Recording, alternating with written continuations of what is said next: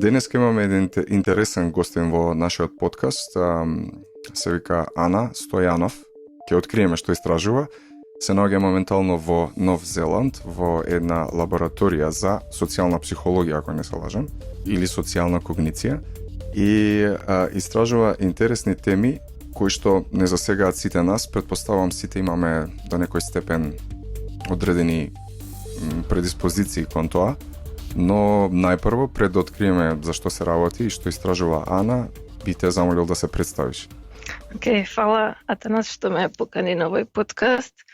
Веројатно оно што ќе ги интересира слушателите мојата професионална биографија. Па еве накратко, дипломирав од Универзитетот Свети Кирил и Методи во Скопје во 2007 на Институтот за психологија, потоа се запишав на магистарски студии во Англија, на малку поинаква област, значи нешто поврзано со психологија и образование, за да пред 3 години се запишам на докторски студии поврзани со психологија, поконкретно истражувам зошто луѓето веруваат во теории на заговор. Аха, тоа е таа тема.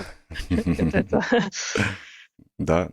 И сега моментално се наоѓаш во Нов Зеланд, на кој универзитет? Во Нов Зеланд, во Даниден, на Универзитетот во Отаго, факултет за психологија, лабораторија за социјална когниција. Така. Колку време си тамо? Колку време живееш и работиш? Па се запишав во 2016, односно почнав од 2016, 1 декември, значи сега за некои 6 месеци 7 би требало да завршам ако се следи тој рок. И тоа не е теорија на заговор? Не. Кога ми пиша првично имейл и ме исконтактира, фала ти за тоа, навистина немам сретнато некој кој што ја истражува темата на теории на заговор, или како е на англиски conspiracy theories. Сега би те прашал вака како познавач во полето, што всушност представува теорија на заговор? Која е дефиницијата која што ротира во полето, нели, на социјалната когниција? Вака само да расчистам, не истражувам чест теории на заговор, туку верување во теории на заговор. Значи не се занимавам со дали се вистините или не, зашто луѓето обично тоа мислат кога ќе спомнеш теории на заговор, туку зашто луѓето веруваат. А инаку за дефиниција, како и за многу работи во науката, нема една точно прифатена. Значи некој ќе каже дека теорија на заговор е секое тврдење што вклучува некаков заговор, па тука впаѓаат и на обвинување за корупција, би ги вклучиле во таа дефиниција, меѓутоа што она што ние како психолози го истражуваме, ги дефинираме теориите, верувањата, односно теориите на заговор како тврдење, неосновани тврдења за заговори кои што се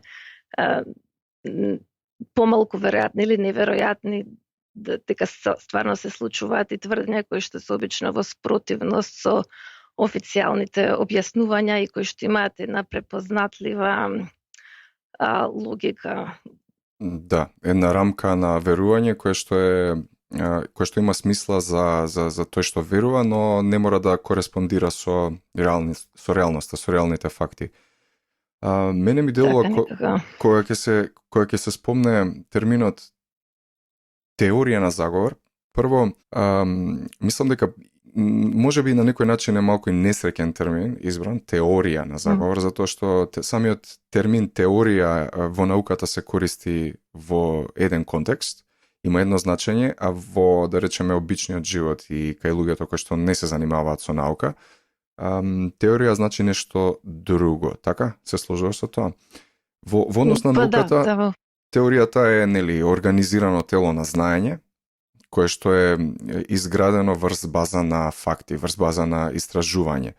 Додека зборот теорија во реалниот, ајде така да го наречам, живот, не реалниот, туку во секојдневниот живот, или како и да е, значи, како би се дефинирало, некоја предпоставка повеќе. Значи би се взело во однос на предпоставка за одреден настан. Сега, што мислиш во врска со тоа? Искрено ја сега не се сеќавам дека сум го сретнала во секојдневниот живот во ненаучна смисла, освен во овие теории на заговор, освен не знам ако некои тинејџери зборат дека имаат нивна теорија зашто другарката така постапила или нешто, можеби тогаш единствено во таков контекст. А во контекст на теорија на заговор, иако многу, да речем, теоретичари или баш она ги анализираат зборовите, што значи теорија, што значи заговор, па што значат заедно.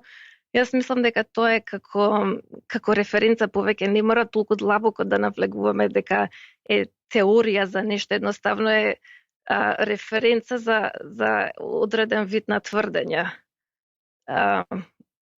кои што имаат слична структура, слични предпоставки. Едноставно таков зборот е тој што е влезен во употреба да ги што се однесува на тие тврдења. Да. Океј, го анализиравме зборот теорија. Во однос на зборот заговор, мене ми делува дека има, мислам, самиот збор имплицира некаква организираност. Значи, организира масовност, организираност, намера и, не знам, интенционалност, ако може така да се каже. И најверојатно претпоставам тоа е суштината на самиот концепт на теорија на заговор. Дека некој нешто се организирал да направи нешто така, на скришен начин или така натаму. Да, дури и оние што, да речеме, теории на заговор, што се, нели, тврдења што спаѓаат во категоријата на теории на заговор, како, например, дека некоја позната личност ја лажирала својата смрт, иако наведом изгледа како да само еден човек е вклучен, ако се размисли, не може сам тој да е лажиран, или треба и други да се вклучени, така да и позади таквите што наведом изгледа дека се нема заговор, импликациите се дека има, значи дефинитивно подразбира здружување на две или повеќе индивидуи со некои малеволент злобни цели. Нефарични намери. Така. Кажи ми како воопшто дојде, како воопшто ти се роди интерес да истражуваш оваа тема? Тоа е многу добро прашање, не знам дали можам да го одговорам, зашто јас искрено веќе не се сеќавам. Само знам дека на додипломските на Универзитет Кирил и Методи исто се истражував тоа, мислам дека гледав тогаш разлики во верување во теорија на заговор помеѓу студенти на природни науки и на општествени науки. Логиката ми беше дека оние што се на општествени науки, бидејќи учат за разни заговори из историјата, например, конкретно испитував, мислам, студенти по историја и биологија, ако добро се сеќавам. Тоа ми беше логиката, меѓутоа мислам дека не се поддржа мојата хипотеза, бидејќи не најдов разлики. Значи, и оние што студираа биологија и оние историја исто веруваат теорија на заговор. Но тоа е исто така интересен исход од твоите истражувања. Значи, нивото на техничка подготвеност или нивото на инволвираност во науката, значи, ајде, може да ги категоризираме или да речеме дека научните дисциплини имаат одредена градација. Оние кои што се наоѓаат во природно-техничките науки, ригорозноста во самите науки е многу поголема, значи методите на експериментирање се многу попрецизни, така може да се каже, за разлика од историјата која што е пофлексибилна, поопшта и така натаму. Но интересна е констатацијата всушност дека нема разлика помеѓу луѓето кои што се занимаваат со природно-математички науки, технолошки науки и историчарите. Зошто мислиш дека ако е така, зошто мислиш дека е така? Едноставно затоа што логиката тогаш ми беше дека искуство со заговори, значи без разлика дали лично сме ги искусиле или сме читале дека постојат, поттикнува conspiracy mentality, менталитет на заговор, значи тенденција да се размислува во термини на заговор. Меѓутоа, очигледно дека читање дека некој заговор се случил, не го поттикнува тоа, а и друга причина е што заговорите што се случувале низ историјата се различни од теориите на заговор, какви што се оние дека Big Pharma произведува штетни вакцини или дека небото се прска со хемикали. Значи имаат нешто, како да кажам, се по неверојатни за разлика од а, Мислам, веројатно постои точно, веројатно се сложувам, постои градација во веројатноста на теоријата. Некој настани, мислам, некој може да излезе со теорија дека не знам, дека има уште едно сонце кое што е скриено после Плутон таму, ама ние не го гледаме од X причини. И некој може да се појави со теорија дека банката на пример му зема повеќе, му наплаќа повеќе провизија од колку што треба и нели двете предпоставки имаат одреден степен на веројатност да се случат. Значи првава има далеку помала веројатност од вторава, така? И веројатно тоа игра улога во детекцијата на патерните. Веројатно, за да веруваш во теорија на заговор, дека е вистинита, мора да има, да речеме, да има смисла и да има на некој начин добра позиција во веројатноста. Не би се сложила со тоа дека е така. Значи, баш дел од мојата работа е да не да правам разлика, зашто не би било тоа точна дескрипција, меѓутоа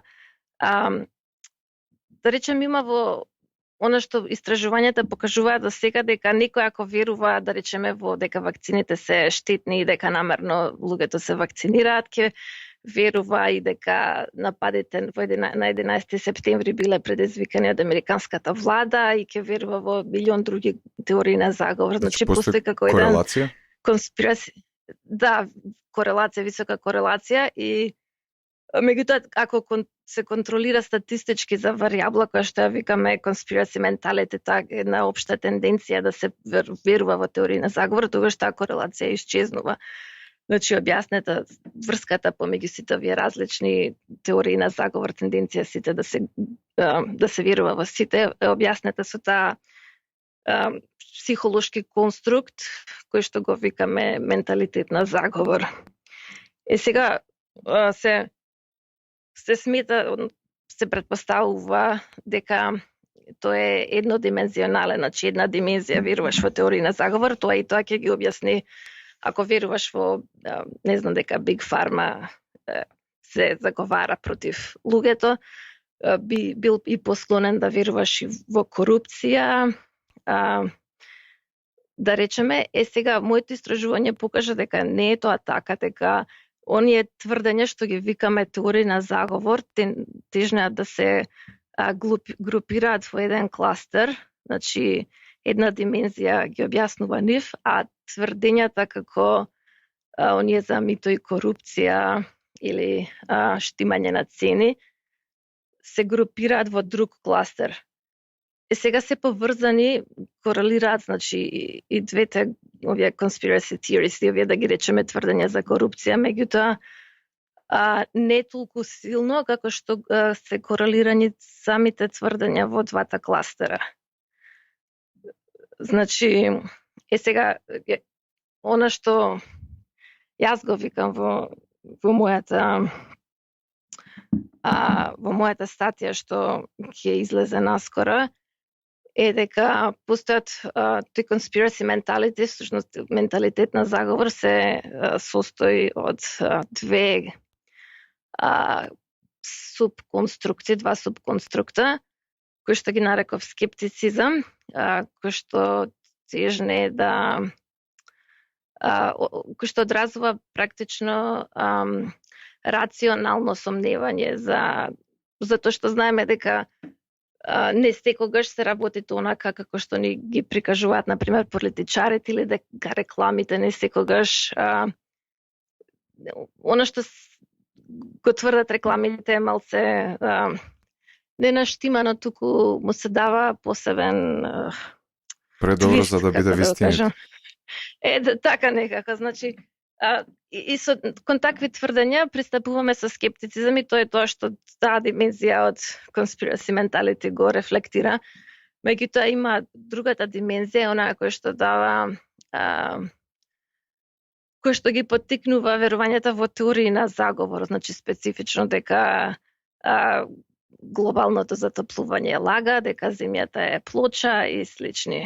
Верувам дека Убеден сум, тоест дека правам малку разлика помеѓу зборот верувам и убеден сум.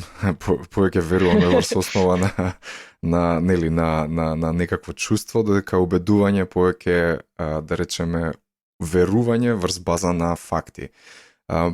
Барем така ги разделувам тие работи.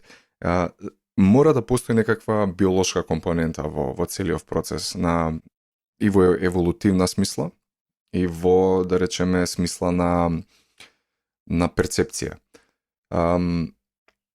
Малку што има време да размислам околу трудовите кои што ми ги испрати, некако ме наведуваат во насока да мислам на природната наклонетост на човекот да верува во агенси.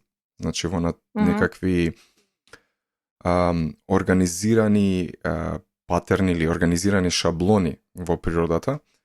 И некако ме натера да, мислам ова и од претходно го имам размислувано, луѓето имаат проблем со стокастичност воопшто, со прифаќање на стокастичноста, со прифаќање на случајноста како појава во вселената, која што е нели директно поврзана со ентропијата на вселената. Во суштина вселената е прилично случајна, прилично ентропична и некако мора да си прават секогаш приказни, да си наоѓаат шаблони, да детектираат организираност во средината и во настаните со цел да ја намалат нивната, да речеме, впрочем ми се зборува делот, тоа е една од теориите во трудовите што ми ги испрати, нели да ја намалат нивната анксиозност која што произлегува од чувството на немање контрола.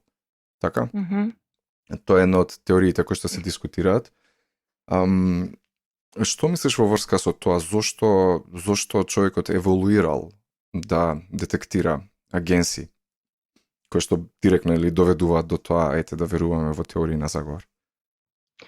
Па нема што да мислам, ја читано и други теоретичари мислеле, јас можам само да кажам што тие велат. Ако нели еволутивно има предност тоа да сме хиперсензитивни на агенти, бидејќи еволутивните costs кога работиш на англиски или така цената што би требало да платат доколку не се хиперсензитивни, односно доколку не забележуваат, не детектираат агенти, тоа се значи агенти со намера да ги повредат, да речеме, би платиле многу голема штета, бидејќи не би преживеале да ги пренесат своите гени понатака, затоа е еволутивно добро да бидеме хиперсензитивни, да гледаме шеми, што би рекол ти, за да затоа што додека ако не постојат, никому ништо, меѓутоа ако стварно постојат агенти, а ние ги игнорираме, тоа би имало голема штета за нас. Затоа преживеале оние луѓе кои што биле хиперсензитивни и реагирале како да има агенти таму и кога немало. Да. Значи подобро е да се, доколку нешто шушне во тревата, подобро да се предпостави дека има, не знам, лав или некое друго животно, отколку да се правиме дека нема ништо, да се игнорира. Најнакова таз. Да, повели. Па не, само сакав тоа да се надобрзам дека кога правени се експерименти, нели, на луѓето, експериментално им е намалено чувството на контрола што тие го имаат врз средината. И во такви ситуации е многу поверојатно да видат, да речем, шеми во некој white noise, како се вика тоа, статички. Да, во шум. Во шум, така да видат слика некоја. Кога нема. Да, така што на некој начин ние сме предиспонирани да правиме смисла од реалност, од светот. Така, само сакам на тоа да се надоврзам, дека тоа не значи дека сме предиспонирани да развиеме такви елаборирани тврдења како теории на заговор. меѓутоа дефинитивно е еден од предусловите и еден дел од теориите на заговор. И како пример еве ќе го дадам онај познат пример меѓу теоретичарите на заговор е така наречен Umbrella Man. Тој е човек кој што кога поминувала лимузината на Кенеди, кога е пукано во него, баш во тој момент го отворил чадорот и мафтал со него. И сега теоретичарите на заговор го поврзуваат тоа со пукањето на Освалд како тој е дел од заговорот, бидејќи му сигнализирал на Освалд кога да пука. Значи, таа врска помеѓу два неповрзани настани служи како основа за после да се разработи цела теорија на заговор. Сигурно се дека Освалд го убил Кенеди. Вака сакам да те прашам, понекогаш не ми е јасно како луѓето можат да бидат во еден контекст тотално рационални, а во друг контекст сосема нерационални. И, например, верува човек, некој верува во теорија на заговор, не знам, дека, кај нас е прилично актуелно, нели, ова со вакциниве, и верува дека вакцините предизвикуваат аутизам и така натаму, но истиот тој човек, значи, например, не си ги вакцинира своите деца поради тоа верување, но истиот тој човек, кога оди, например, во поинаков контекст, да речеме, повторно ќе го земам секторот, нели, банкарство, затоа што таму многу сме внимателни кога работиме со пари, и ако оди на шалтер и ако, не знам, службеникот му каже, ако не ви одземеме 500 денари од сметката, детето ќе ви фати аутизам, тогаш, мислам, ќе го погледне онака чудно и ќе изрезонира, мислам, рационално и ќе каже дали си ти нормален што ме збориш, ме разбираш. И затоа ми е малку... Дали имаш некаква идеја зошто луѓето се несуваат во еден даден контекст сосема рационално, а во друг даден контекст, во случајов со пример со вакциниве, тотално нерационално? Па може да е мотивирано, сега не знам.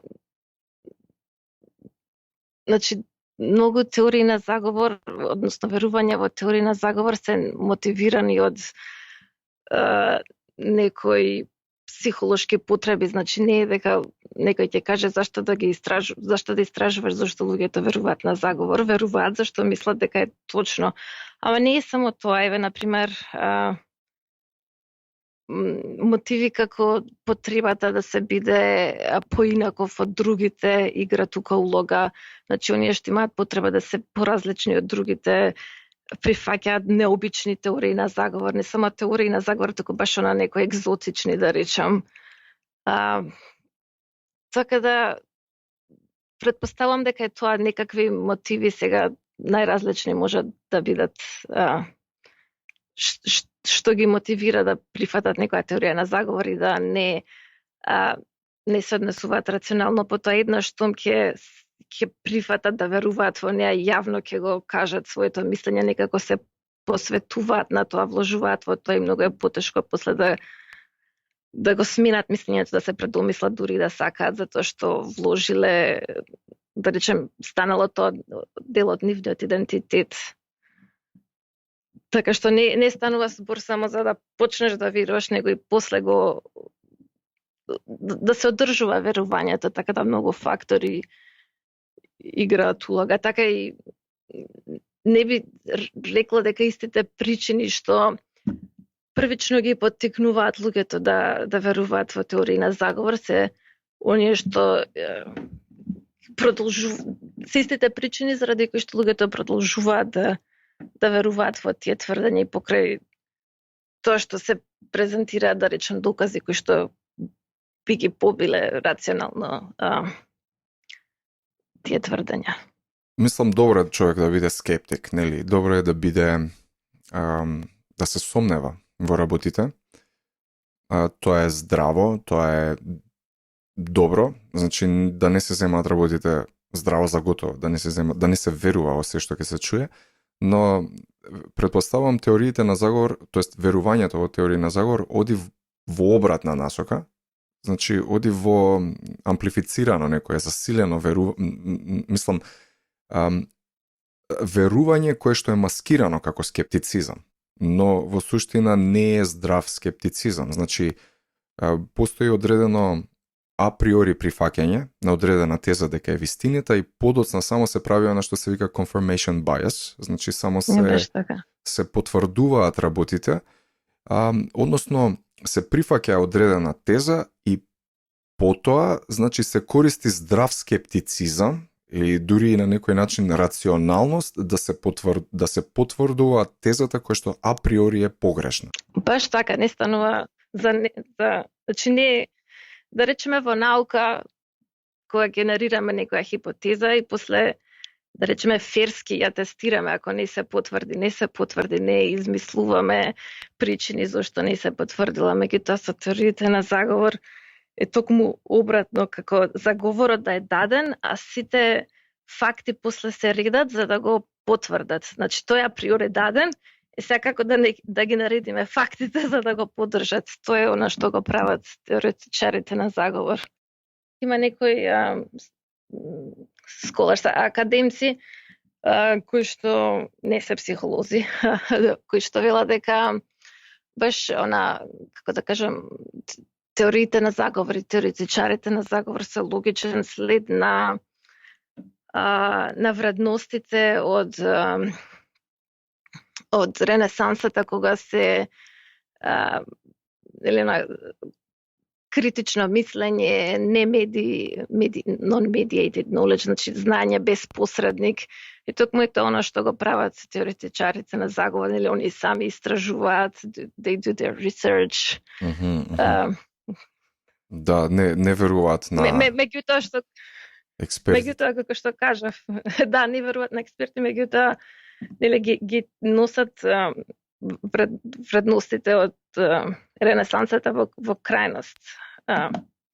И како што реков, заговорот е даден, па ајде да видиме како ќе се наредат фактите. И не станува збор само за тврдења кои што тие ги истражиле, па знаат дека е така, туку правени се истражувања каде што фиктивни, значи измислени, истражувачите ќе измислат некое тврдење што звучи како теорија на заговор, или да речеме теорија на заговор, меѓутоа измислена, нигде не постои. И оние што се сложуваат со други теории на заговор, се сложуваат и со тоа тврдење велат дека е вистиното, иако значи нити направила истражување, нити ништо, значи потекнува пак од некој conspiracy mindset. Мислам дека во таквиот тип на луѓе под истражување подразбираат гуглање. Значи, собирање некакви информации на интернет кои што им делуваат логични во контекст на нивното верување и за нив тоа е истражување, што значи во суштина разликата помеѓу вистински така наречен научник и научник, нели, кој што верува во теории на заговор е во на едно фундаментално ниво, во ниво на епистемеологија, во она што се нарекува нели селекција на факти, значи и за едниот научник и за првиот фактите, значи користи факти односно, но фактите ги произведува и ги добива преку научниот метод, преку еден вид на објективна потрага по вистината, но и вториот научник, така наречен, кој што верува во теориите на заговор, и тој користи факти, но начинот и селекцијата на фактите кои што ги прави воопшто не се објективно направени. Така се оние кои што одат во прилог. И не знам дали прават напори искрено за да ја побијат својата теорија, односно сигурно не прават, туку ги бираат само оние што им одат во прилог. Бирање цреши, cherry picking. Така, а се она што не им оди во прилог е подметнат доказ од заговорачите или значи се она што не им оди прилог ќе најдат некако да го вклопат во теоријата на заговор, или е подметнат од заговорачите, или заговорачите сакаат да ги насочат во погрешен правец и така. Бидејќи е релативно комплексна тематика, Како се прават истражувања? Како вие правите во лабораторијата, еве и ти вклучително? Како ги истражувате верувањата на луѓето во теории на заговор? Вака, значи во мојата лабораторија сме експериментално насочени. Обично кога ќе им кажам на луѓето дека се занимавам истражувам зашто луѓето веруваат во теории на заговор, ти мислат дека правам интервјуа и ќе ме прашаат, ги интервјуираш луѓето. Ќе кажам, не ги интервјуирам и ќе објаснам. Имаме два типа на испитаници. Обично истражуваме верување во теории на заговор кај студенти, што се обично студенти на психологија прва или втора година, и со краудсорсинг метод, или MTurk, ако си слушнал. Ако може да објасниш за слушателите што е краудсорсинг, MTurk? Така, значи тоа е платформа на Амазон, каде што вообичаено американци се запишуваат за да прават анкети или некои други се викаат Human Intelligence Task или HITS. И ќе го постираме ние, ќе постираме анкетата што ја правиме на тој сајт.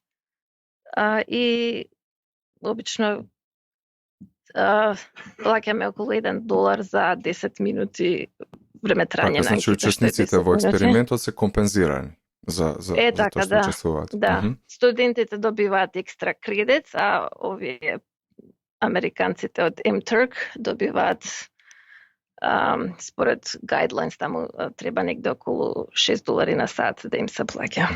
И сега какви прашања им поставувате, што се случува? За какви прашања, значи експеримент јас конкретно истражувам дали ниско ниво, дали недостаток на чувство на контрола врз околината предизвикува луѓето да прифаќаат теории на заговор, и користам парадигма што е развиена од други истражувачи и прифатена како метод дека предизвикува ниски чувства на контрола. Значи ќе ги прашам испитаниците, односно учесниците во истражувањето, да ни раскажат за некоја ситуација кога немале контрола врз неа, кога се чувствувале потполно out of control, значи како да не можеле никако да влијаат на неа. И идејата е дека тоа со самото раскажување ќе се поттикне на емоционално чувство на ниска контрола. Додека тоа е експерименталната група, контролната група ќе ги прашаме да ни раскажат што јаделе за вечера, како нешто неутрална тема. Или ако ги споредуваме со учесници кои што имаат високо ниво на контрола, да речем, ќе ги прашаме да ни опишат ситуација кога во која што имале многу контрола, која што можеле да влијаат како што сакале и така натаму. Меѓутоа, барем од нашите, а и други истражувања го потврдуваат тоа, дека многу е тешко да се предизвика чувство на висока контрола кај учесниците. Значи може да некаде да се намали чувството на контрола. Меѓутоа во споредба со неутрална група не можеме да предизвикаме да имаат високо чувство на контрола. И потоа ги мериме теориите на заговор кај оние испитаници што ни опишале настан во кој што немале контрола, со контролната група на учесници, и ги споредуваме, им задаваме прашања. Или може да бидат специфични теории на заговор, како смртта на принцесата Диана не беше несреќен случај, да речем, или така наречени генерички теории на заговор, кои што треба да се ослободени од било каков контекст, значи кои што не се однесуваат на некоја специфична теорија на заговор, туку повеќе го мерата тенденција да се верува во теории на заговор. Тврдење како, например, настаните на вистите може и да не се случила или така некако. И ги споредуваме по таа двете групи. Така, прво се мери еден вид на чувството на контрола, колку учесниците веруваат имаат контрола врз ситуацијата, и кога ќе се предизвика таа варијабла, тогаш се мери нивното верување во теорија на заговор. Така, само исправка не се мери чувството на контрола, туку само се манипулира експериментално.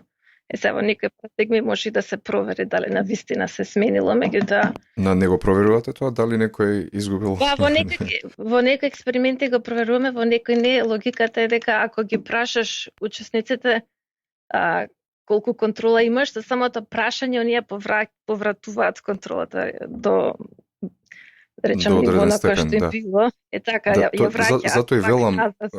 кога би се обидел јас да му придам на ова прашање како би го истражувал, малку би бил, нели, загрижен од тој аспект. Сепак се работи за таква специфична тематика. Мислам, чувство на контрола или ниво на контрола или е навистина тешко да се измери објективно и представува предизвик и луѓето практично ги менуваат ставовите во зависност од тоа што јаделе утрото, кој им ги поставува прашањата. Значи, човековото однесување е толку вариабилно, посебно во овакви повисоки когнитивни домени, веќе кога се спуштаме на пониско ниво, нели, сензација, перцепција, далеку повеќе се поставилни резултатите кај популацијата, но за повисоките когнитивни домени на вистина малку потежок предизвик, нели, да се објективно да се исконтролираат разни, да речеме, нус варијабли кои што би можеле да влијаат во процесот. Да, тешко е, значи, прво е тешко да се намали чувството на контрола, ние се соочуваме со тој проблем и затоа ги надополнуваме овие експериментални истражувања со, да речем, натуралистички истражувања, значи, например, во Македонија правевме истражување, пред референдумот, идејата беше и по лонгитудинално истражување, што значи дека тестиравме исти учесници два пати, еднаш пред референдумот за промена на името, еднаш по референдумот.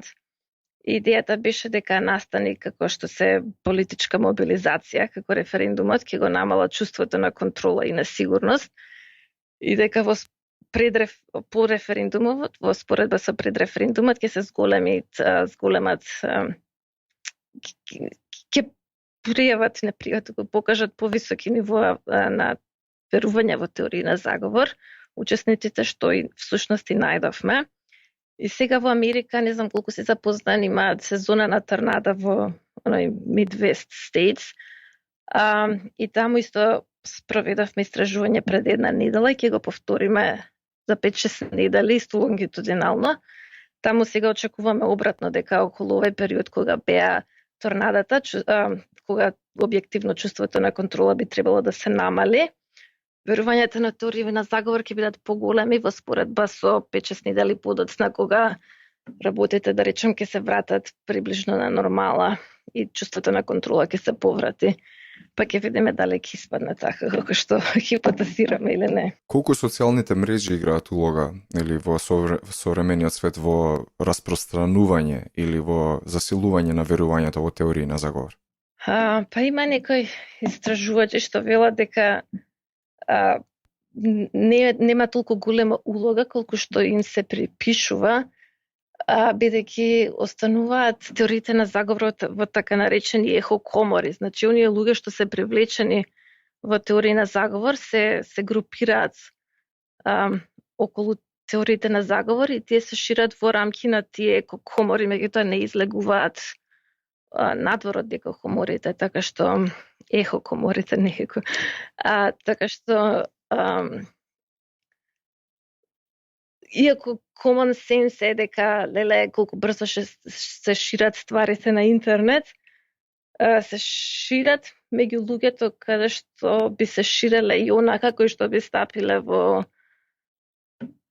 контакт со теорија на заговор и онака, значи само интернетот го олеснува тоа што и онака би се случувало, да речем. Да појасниме во овој контекст ехокомора, значи збир на луѓе, значи на една група која што споделува исти ставови за одреден феномен и кој што искрено и суштински не ги како се вика, не ги анализираат, не се спротиставуваат едни на други, туку цело време само ги потврдуваат, затоа и се вели неги ехо.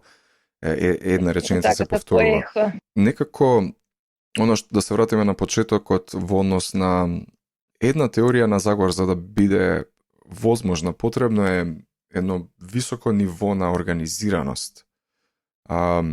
Доколку ги запрашаме луѓето, например, кои што веруваат во таа теорија на заговор, да го објаснат процесот позади тој што е направен, значи процесот до кој е дојдено до таа состојба, мислам дека би било навистина тешко да го објаснат. Кои се механизмите на рационализација тогаш? Не знам, ама ово што сега го спомна, сакав вакво истражување да спроведам, баш да прашам луѓе, нели, дали веруваш во оваа теорија на заговор? Да, верувам. Добро, можеш ли да ми објасниш како е дојдено, како може да се спроведе практично овој заговор, или што е направено за да се дојде? И хипотезата ми е дека кога ќе почнат да размислуваат луѓето за тоа, всушност, нели, аналитички да го анализираат наводниот заговор, дека всушност ќе речат, ова не е можно. Ја мислам дека имаш малку премногу верба во таквиот вид на размислување и однесување. Јас мислам дека, знаеш дека јас повеќе тежнев во таа насока на твоето гледиште, дека доколку работите, нели, им се објаснат, доколку луѓето се фрлат во вода, ќе почнат да пливаат, ќе научат да пливаат. Но мислам дека проблемот со теориите на заговор е што во основа тие не се базирани на некаква рационалност воопшто, туку се базирани на чувства. Она што го збориме, нели, чувство на несигурност, чувство на контрола. И мислам дека колку и да се фрлаат аргументи, колку и да се постават, односно да се внесат луѓето во некаков процес на аналитичко размислување, нема да доведе до суштинска промена во однос на позициите, доколку нема емотивен некој шифт или емотивна промена во однос на одредено прашање. Што мислиш? Да, се служувам апсолутно со тоа, бидејќи се емоционално мотивирани, не може со разум да се побијат.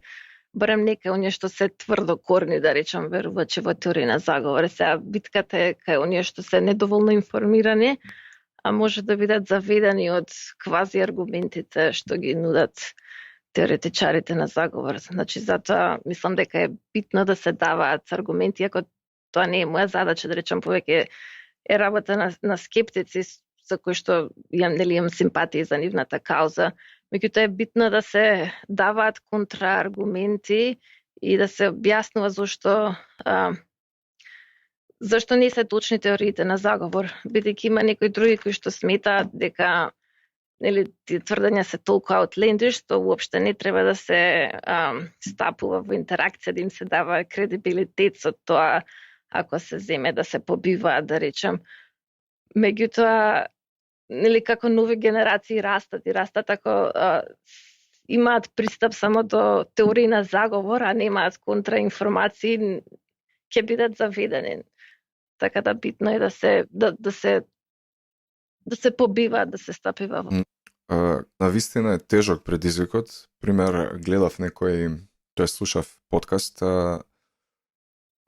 познатиот Џо Роган, нели, и зборува со Еди Браво, тој е еден шампион и познат борец во бразилско џиу-џицу, кој што на сите тие нивоа е, нели, кога станува збор за неговиот спорт, е сосема рационален, успешен и ефективен и така натаму, но човекот верува во рамна земја. И сега разговараат на подкастов, Џо Роган го убедува дека тоа што верува е глупост, а Еди Браво обратно, нели, зборува дека е целосно убеден дека земјата е рамна, тотално скептичен за сите, буквално за сите работи, дури кога му покажа, например, снимка од НАСА, нели, направена од месечината кон земјата, еве гледај, земја е тркалезна, ова е снимка од вселената направена и така натаму. Значи, човекот Еди Браво ги доведе во сомнеш дури методите на правење на таа снимка. Не знам, измислуваше работи од типот на тоа не е вистинска снимка, значи тоа е генерички направено на компјутер, као CGI или како и да се викаат тие графички методи и така натаму. Значи, како да се допре до луѓе кои што не го користат фактот, не ги користат доказите како валута во комуникација, воопшто не ги земаат во предвид. Значи, како би се убедил еден таков човек? Не знам, мислам дека не може да се убеди како што и самиот ти рече. Едноставно, ако... Значи, него луѓе, како што зборувавме, нели, предходно во подкастот, ако е тоа мотивирано од некои психолошки потреби, колку докази да ми дадеш, ја ќе продолжам да си верувам во тоа. Според мене теориите на заговор не е проблемот со нив што тие не се мислам проблем е тоа што не се вистините нормално, но во очите на тој што верува, ти имаат кохерентна логична структура. Имаат. Значи имаат цврста, имаат конструкција, имаат и затоа доказите не се како да речем вредни, затоа што не е само таа теорија на заговор, значи сигурно сум дека како и да се вика тој што го кажа, не верува само во рамна земја, верува и во многу други теории и сите тие се поврзани, да речем, во некоја мета теорија. Така што ти ако му дадеш доказ дека земјата е топка, не е рамна, дури да, да речеме, да го убедиш со тој доказ, остануваат сите оние пак други теории кои што таа мета теорија на заговор, нели, дека има заговорен некои the powers that be или кои да се, нели, не лажат. Не можеш, едноставно не може, не знам, барем јас не знам на кој начин би можело.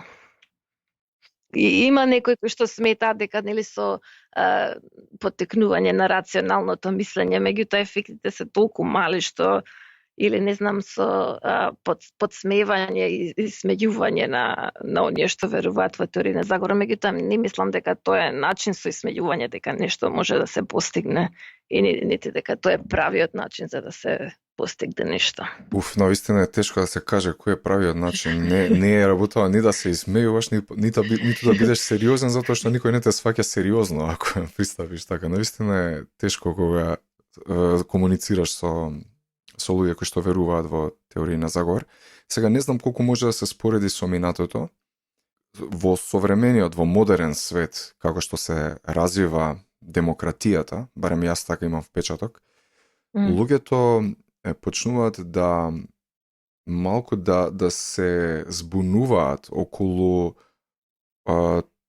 тоа што е предмет на демократски избор, а што е предмет на веродостојно, што е предмет на научен факт. И некако мислат дека своето лично мислење, значи е подеднакво исто, така, има иста вредност со мислењето на некој кој што посветил, да речеме, години научно-истражувачка работа на одреден феномен. Само затоа што живееме во демократија и секој има право на свое мислење, некако грешно се сваќа тоа како сите мислења имаат иста вистинистост и сите мислења имаат иста вредност. Немаат затоа што научното мислење, кој што не е мислење, туку се факти, не е дојдено до него само сега Ана ќе оди во лабораторија, ќе истражува дали lack of control води до теорија на заговор. Значи не сум само јас, има уште десетина научници што работат на тоа и заклучокот докато што ќе дојдам јас може да не се сложува со заклучокот докато што ќе дојдат другите, ама затоа постои нешто што се вика мета-анализа, значи ќе ги анализираме сите наши резултати и ќе видиме што е она што заеднички укажуваат има или нема. Значи така се доаѓа до знаење во науката и во таа смисла е многу подобар начин од некое мислење и затоа што не е само еден научник дека работи на тој научник работил 10 години па знае повеќе од тоа, затоа што и тој научник може да е пристрасен. И науката и научниот метод е добар затоа што работи кумулативно, значи ги зема во предвид резултатите на тој научник и на десетици, стотици, не знам колку други што работат на иста или слична проблематика. И така доаѓаме до некои модели за она каков е светот, за разлика од јас како индивидуа во некоја област, нели, што не се разбира, може да има мое мислење, интуиција, меѓутоа не значи дека тоа е вистинито, да. Да, е многу малку добро понесупериорно од знаењето кое што е дојдено со научниот метод. Дали има воопшто поврзаност, ако воопшто имаш информации, помеѓу концептот нели на Данинг-Кругер и верувањето во теории на заговор? За слушателите, нели, Данинг-Кругер е едно наоѓање во социјалната психологија, каде што одредени луѓе мислат дека повеќе знаат отколку што реално знаат. Значи, одредени луѓе се преценуваат. Значи, тоа се нарекува Данинг-Кругер ефект во социјалната психологија. Сега, дали имаш сретнато некаква поврзаност помеѓу овој феномен и верувањето во теории на заговор? Вака, имам сретнато, меѓутоа сега не се сеќам што бе резултатите, така да не сакам да кажам нешто што не би било вистина. Знам дека е многу покомплексно прашањето во врска со теорија на заговор, затоа што и Данинг-Кругер ефектот, затоа што како што реков, тие се мотивирани и луѓе кои што многу знаат, ќе бидат, ако се мотивирани да бранат некое тврдење, како да речам, не ми доаѓа сега ништо конкретно на ум. Меѓутоа, ние со големо знаење за политиката, да речем, ако сакаат, ако веруваат во некоја теорија на заговор, можат лесно да го бранат, затоа што имаат доста знаење. Значи, многу знаење како мач со две устрици може да те одведе во двете насоки, ако ти си мотивиран. Но Данинг-Кругер имаат илузија на знаење, немаат реално знаење. Вистина. Меѓутоа не се сеќам сега како беа резултатите. Да. Океј. Мислам, може би кога би направил хипотеза, би предпоставил дека нивото на верување во теории на заговор би било малку повисоко кај таков тип на луѓе, затоа што во суштина да се биде научник и да се биде скептик во голем дел инволвира и само контрола или само проверка. Значи, тоа е целата поента на научниот метод, да се провериш себе си, односно си го провериш својот перцептивен и психолошки механизам, дали кореспондира, значи твоето мерење на реалноста кореспондира со реалноста или кореспондира со некоја твоја, да речеме, виртуелна перцепција на истата, што значи дека процесот на самоконтрола е многу битен. Ако се скине тој елемент на самопроверка, тогаш веројатноста да се верува во нешто нерационално најверојатно станува поголема. И јас мислам дека така во таа насока одеа резултатите. И добро, мислам дека веќе зборуваме околу час. Во Нов Зеланд е веќе 10 навечер, така што претпоставам си уморна после работниот ден. Да привршиме, нели, едно од последните прашања, дали знаеш или дали имаш воопшто информација кој тип на теорија на заговор се најприсутни во Македонија? Во што веруваат луѓето тука? Добро прашање. Па вака, значи јас не истражував конкретни теории на заговор, кога мерав верување во теорија на заговор, мерав на општата тенденција да се верува. Кои теории се најраспространети, можам јас да кажам од лично искуство, нели, на Facebook што следам од моите пријатели, доста гледам постови за како интуиција, вакцините. нели, вакцините, да.